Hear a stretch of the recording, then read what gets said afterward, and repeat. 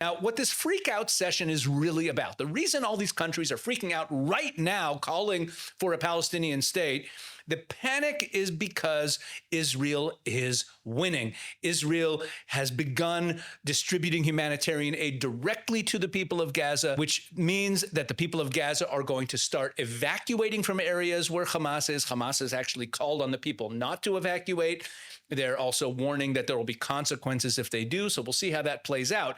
But as Israel starts distributing this humanitarian aid, and also starts helping those who want to leave the Gaza Strip leave, the entire narrative of a two-state solution of a potential Palestinian state will fall apart completely. You see, according to the polling, a Gallup poll done this past March, just a couple months ago, published by The Telegraph, reported that 52% of Gazans would leave the Strip if it was possible to do so. And a March poll by the Washington Institute for Near East Policy puts the number at 60%. The Palestinians' own polling puts the number of Gazans who want to leave the Gaza Strip at 43%. So all this stuff you're hearing about forced displacement and forced transfer of the Palestinians out of Gaza is all one big lie. What Israel is advocating for, and what President Trump was talking about, is voluntary emigration of the Gazans out. And as you see from this polling, depending on what number you believe, approximately half of all the residents of Gaza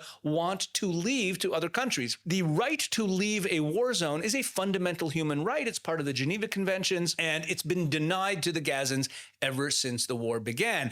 But as these people start to leave, and as Hamas continues to be destroyed because they no longer have the humanitarian aid coming into their hands, they no longer have cash, they no longer have weapons, they no longer have leadership. As I said in my last video, their entire governing structure is collapsing right now. So Hamas losing and potentially over 1 million Gazans leaving means that the whole idea of a Palestinian state and the Palestinian people's right to their own state, which is all built on lies. An upcoming video is going to deal with that question more in depth.